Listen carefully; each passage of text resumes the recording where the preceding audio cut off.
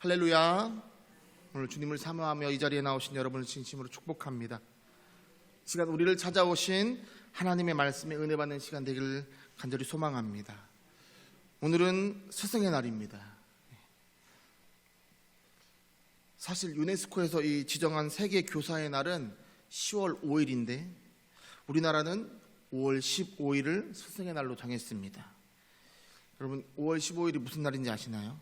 왜 15일을 정했는지? 세종대왕의 양력 생일이라고 합니다. 세종대왕은 그만큼 자신을 헌신했고 백성을 사랑했던 왕이었습니다. 세종대왕 당시 이 백성들은 한자를 읽지 못했습니다. 그리고 아무도 이를 이상히 여기지 않았습니다. 그런 양반만 읽는 것이지 그냥 백성들은 양반이 시키는 일을 하는 그런 존재에 불과했습니다.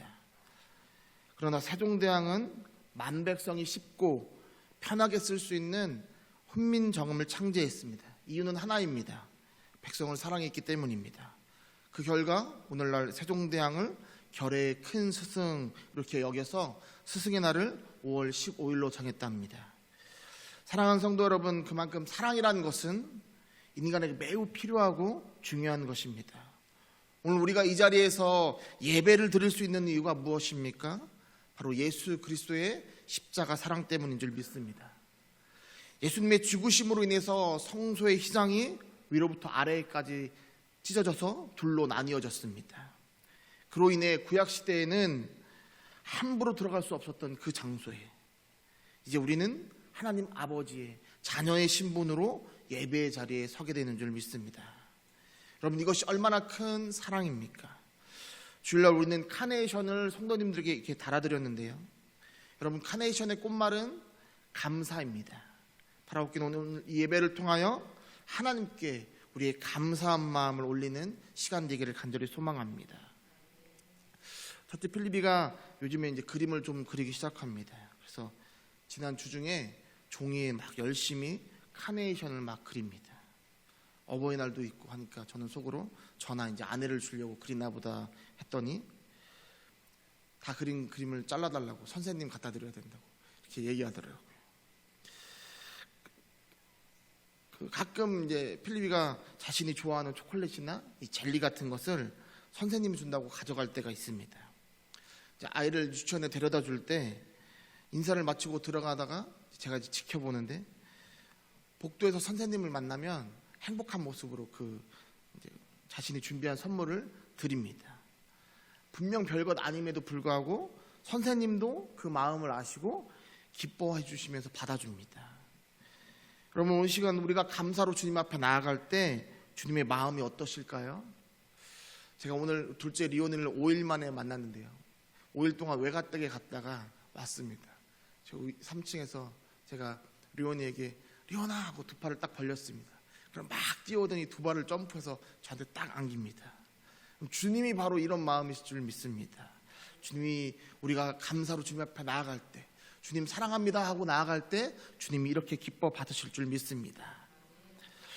지난번 함께 나눈 말씀을 살펴보면 사도 바울이 가르쳤던 이 갈라디아 교회에 거짓 교사들이 찾아와서 사도 바울의 복음이 잘못됐다라고 이야기합니다. 그가 온전한 사도가 아니고 그가 전했던 복음은 거짓이라고 말합니다.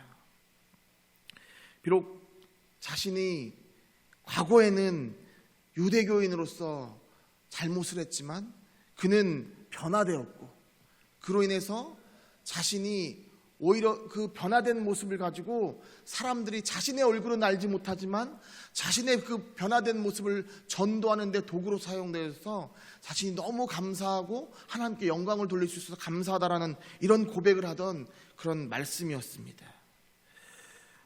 또한 사도 바울이 첫 번째 이 예루살렘에 방문했을 때 그는 15일간의 짧은 시간 동안 머물렀는데 그때 베드로와 또 야고보 외에는 다른 사도를 만나지 못했습니다. 그러나 그는 더 많은 사도를 만나서 인정을 받으려 하지 않았습니다. 어찌 보면 수많은 오해를 불러일으켰던 사도 바울이었기 때문에 사도들의 인정을 받는 것이 이성적으로 더 맞는 것처럼 보이고 필요해 보입니다. 그러나 그는 이 짧은 15일 동안 더 많은 사도를 만나기 위해 노력하지 않았습니다. 그는 사람을 의지하지 않았습니다. 왜냐하면 사람을 의지하면 한계가 분명하기 때문입니다. 그래서 사도 바울은 더 크신 하나님만 의지합니다. 우리들도 그렇습니다. 하나님을 의지하는 성도들은 사람들이 다 알아주지 않더라도 끝까지 복음의 사명을 감당하는 자인 줄 믿습니다.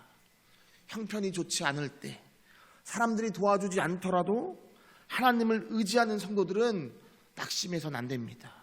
오히려 더욱 하나님을 바라보아야 합니다. 그리고 부르신 하나님께서 반드시 도와주실 것을 믿으며 그 믿음으로 더 앞으로 나아가야 할 줄 믿습니다. 그런 성도들이 되기를 주님의 이름으로 간절히 축원합니다.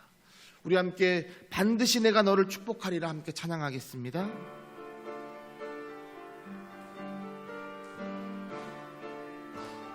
반드시 내가 너를 축복하리라. 반드시 내가 너를 들었으리라. 천지는 변해도 나의 약속은 영원히 변치 않으리. 두려워 말라 강하고 담대하라. 낙심하며 실망치 말라. 실망치 말라. 내 소원 이루는 날 속히 오리니 내게 영광 돌리리. 영광의 그날이 속히 오리니 내게 찬양하여라. 아멘. 두려워 말고 강하고 담대하게 나아가는 우리 모두 되기를 소망합니다. 이제 오늘 우리는 14년 만에 두 번째로 예루살렘에 올라간 이 사도 바울의 모습을 통하여 하나님만 바라보며 복음의 사명을 잘 감당하는 자의 모습은 어떤지 살펴보도록 하겠습니다.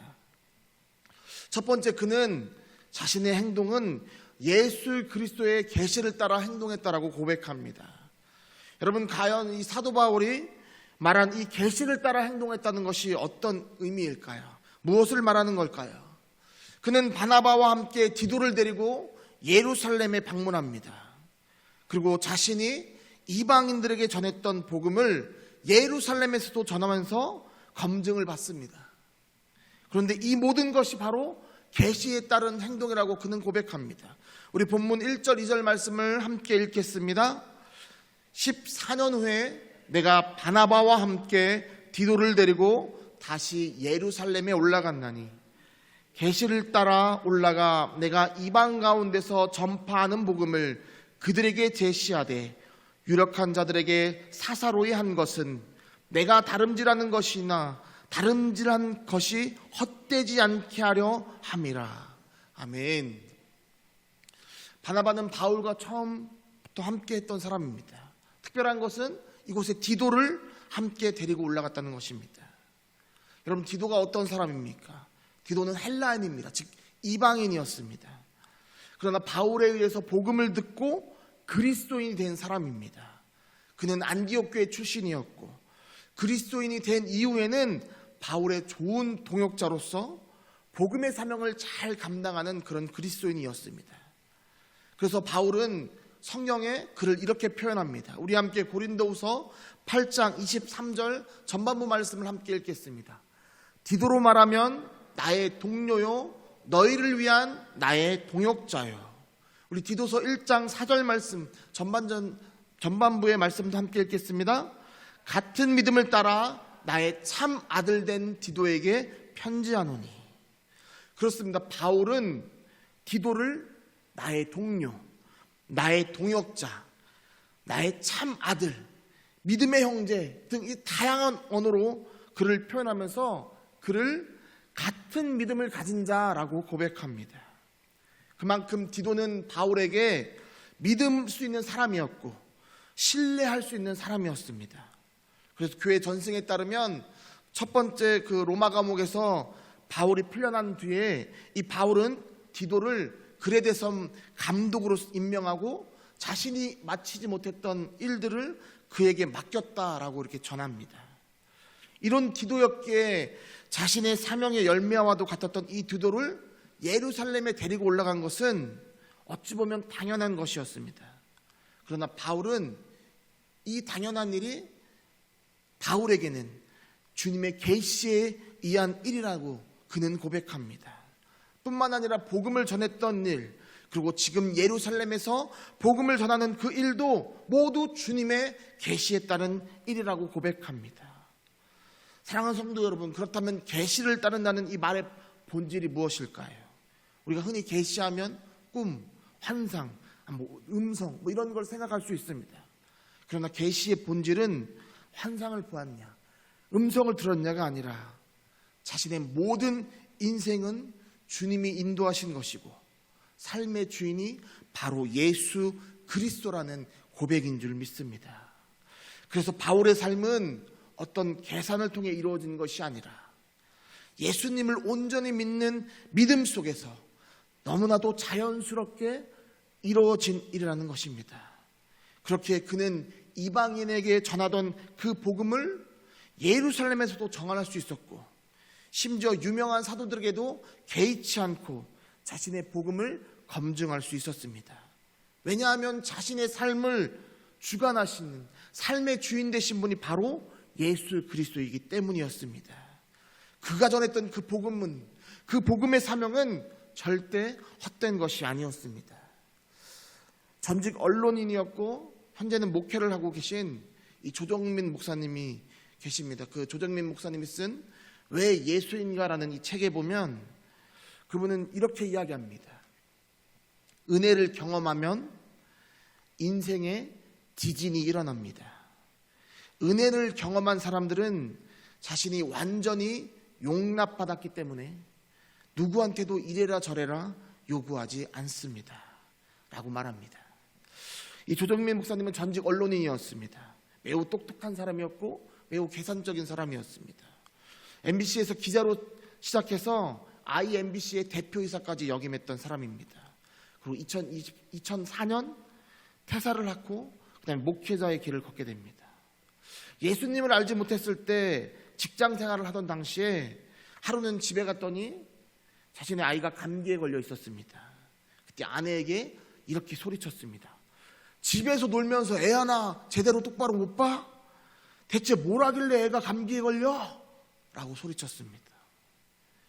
그분이 지금 생각하면 아내가 감기 바이러스를 옮기는 것도 아닌데 밖에서 내가 이만큼 벌어오는데 대체 집에서 뭐하고 있냐는 식의 이 말도 안 되는 이 몰상식한 이야기를 그때는 서스럼 없이 했다는 것입니다.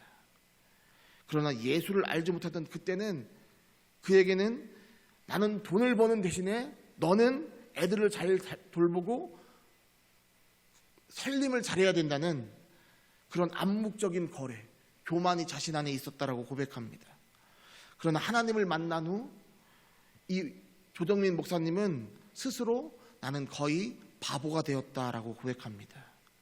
왜냐하면 받은 게 너무 많아서 더 이상 달라고 할 게 없었기 때문입니다. 그래서 섭섭한 것도 없었고 부족해서 오는 그런 짜증도 없었습니다. 이 목사님은 하나님이 베푸신 은혜가 얼마나 차고 넘치던지 오히려 계산적이었던 자신의 모습이 너무나 불쌍하게 여겨졌고 그 인생이 너무 허무했다는 것을 깨달았다고 고백합니다. 사랑하는 성도 여러분, 우리가 살면서 계산을 하지 않고 살기는 쉽지 않습니다. 그러나 예수 믿는 자들은 이로부터 해방되어서 하나님이 주임 되심 속에서 누구보다도 자유로운 삶을 살아가야 하는 줄 믿습니다. 그리고 그 배경에는 자신의 길을 인도하는 주님의 손길이 있는 줄 믿습니다. 바라옵기는 그래서 이 고백이 우리의 고백이 되길 원합니다. 때론 손해보는 것 같고 때론 억울한 것 같지만 그 끝은 주님이 베푸신 축복으로 인해서 감사함밖에 남지 않는 그런 인생임을 우리가 이 시간 다 함께 고백하길 소망합니다. 두 번째, 복음의 사명을 잘 감당하던 이 사도 바울은 언제나 삶의 기준이 하나님의 말씀 복음이었습니다. 계시를 따라 자유로운 삶을 살았다는 이 고백했던 이 사도 바울은 본문 3절에 보면 헬라인이었던 이 디도에게 할례를 받게 하지 않습니다.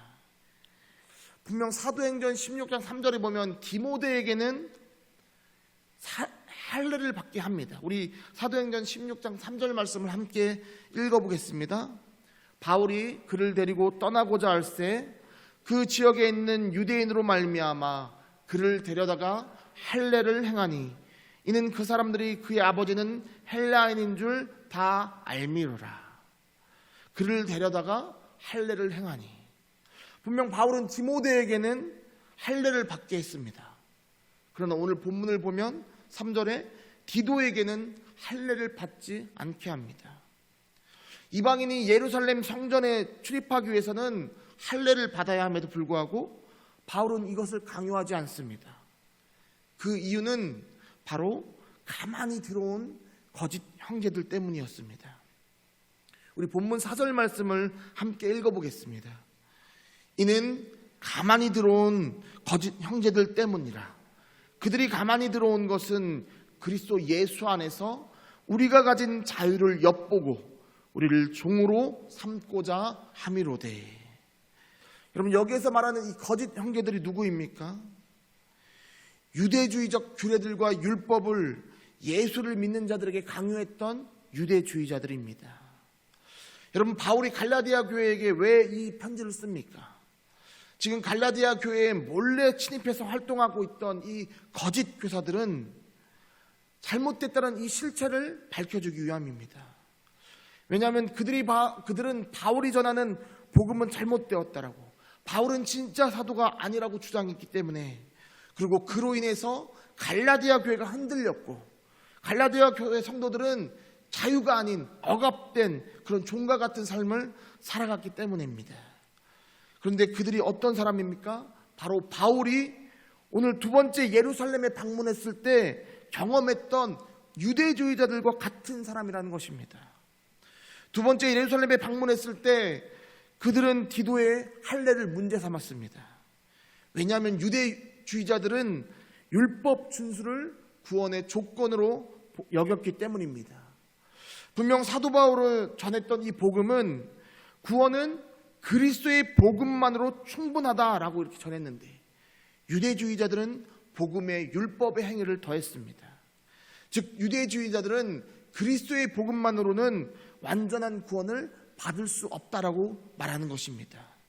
그렇기 때문에 사도 바울은 유대주의자들의 요구인 할례를 단호하게 거부했습니다. 사랑하는 성도 여러분, 유대주의자들은 율법 준수가 우선입니다. 그래서 그들은 할례를 강조합니다. 그러나 사도 바울은 복음을 위해 할례를 해야 할 수도 있고 복음을 위해 할례를 하지 말아야 할 수도 있다라고 보았습니다. 바울은 그것을 스스로 정하지 않고 언제나 복음의 기준을 따랐습니다. 예전에 한국 기독교인들이 회에 있는 사원이나 절에 가서 일명 땅받기를 했던, 그래서 그것을 책망했던 그런 기사가 뜬 적이 있습니다. 그때 기독교인 안에서도 그 일로 인해서 갑론을박이 펼쳐졌습니다. 여러분, 땅밟기가 무엇입니까?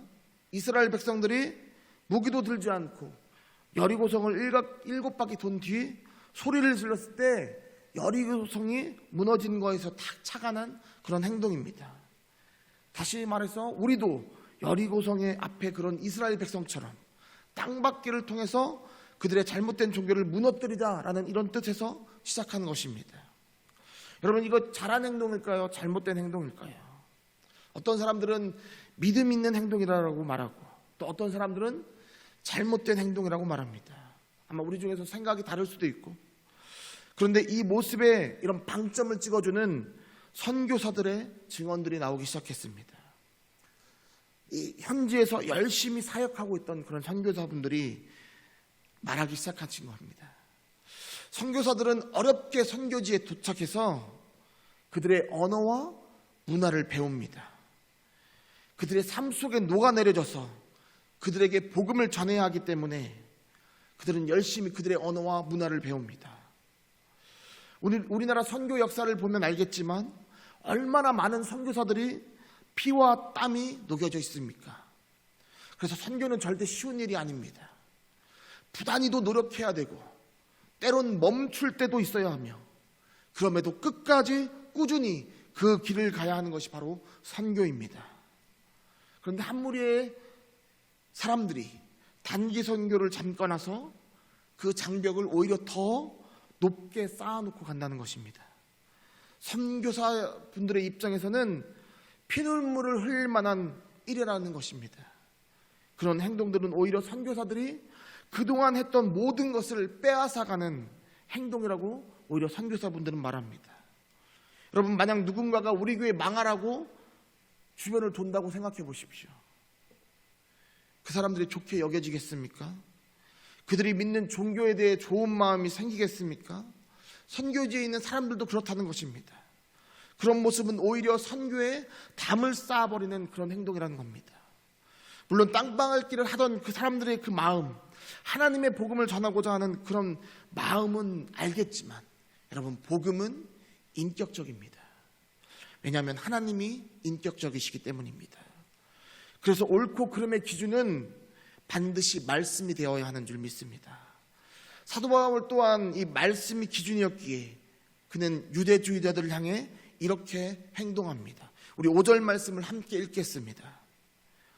그들에게 우리가 한시도 복종하지 아니하였으니 이는 복음의 진리가 항상 너희 가운데 있게 하려 함이라. 아멘.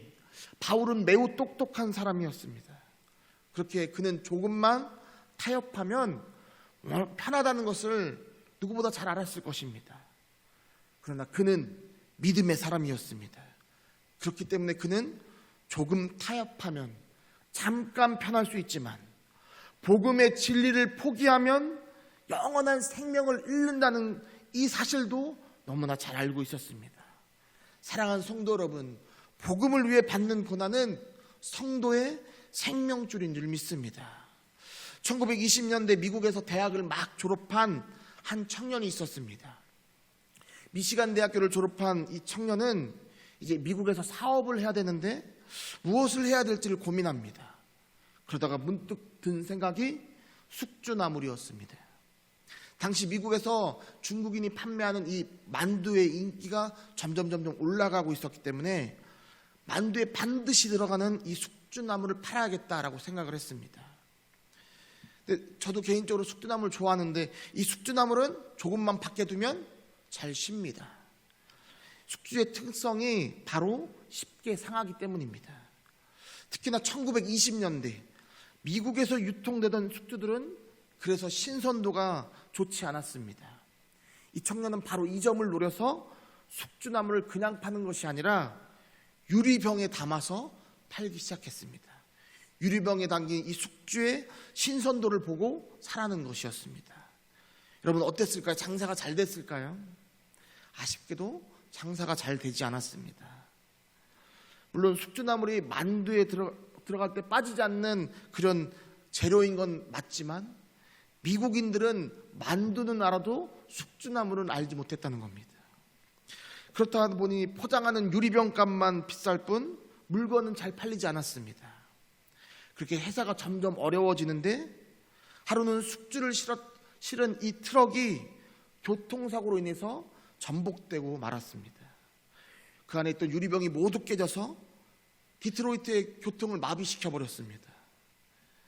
그런데 놀라운 것은 다음 날 신문 1면에 숙주나물을 실은 차량이 교통사고로 인해 유리병이 깨져 한때 교통이 마비되었다라는 기사와 함께 미국인들은 숙주나물이 뭔지 모르니까 숙주나물에 대한 설명이 들어갔습니다.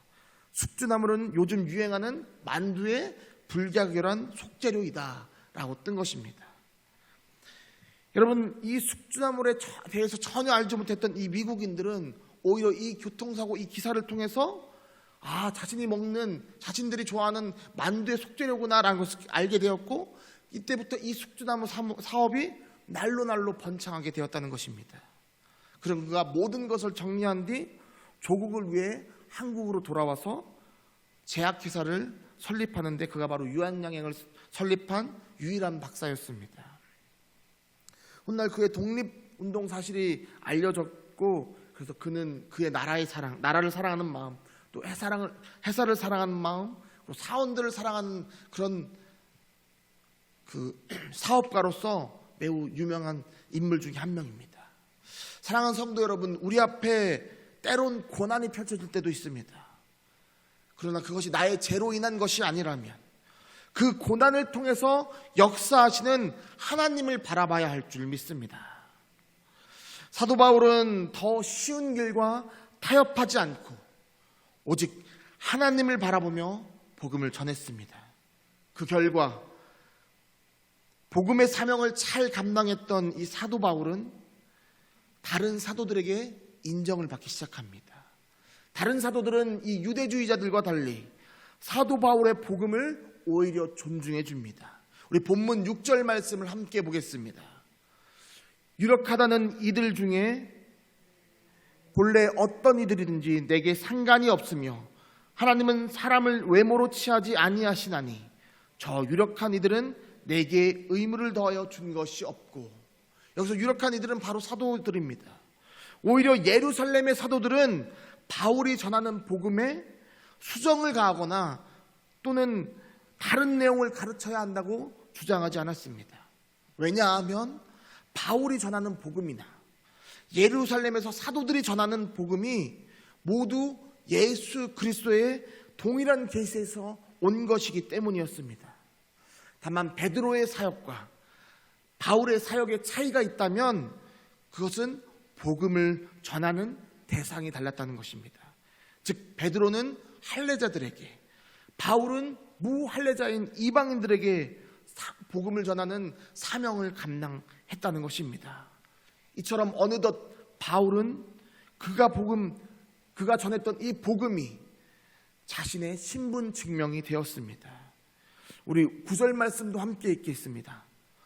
또 기둥같이 여기는 야고보와 게바와 요한도 내게 주신 은혜를 알므로 나와 바나바에게 친교의 악수를 하였으니 우리는 이방인에게로 그들은 할례자에게로 가게 하려 함이라. 아멘. 갈라디아 교회에 몰래 침입했던 이 거짓 교사들의 말과는 달리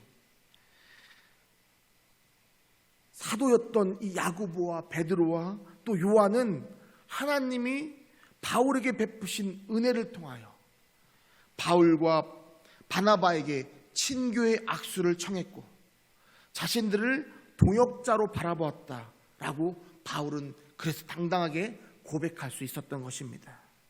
그리고 이를 갈라디아의 교회 성도들에게 말하면서 거짓 교사의 말에 흔들지 않기를 그는 당부하고 또 부탁합니다.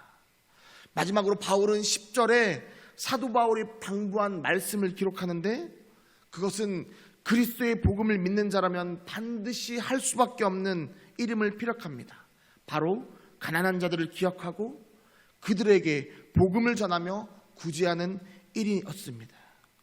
사랑하는 성도 여러분, 하나님은 언제나 가난한 자를 돌보라고 말씀하십니다. 따라서 이는 복음의 사명을 잘 감당하는 자라면, 성령님이 함께 하심을 믿는 자라면 반드시 행해야 하는 줄 믿습니다. 우리 다 함께 이사야 61장 1절 말씀을 읽겠습니다.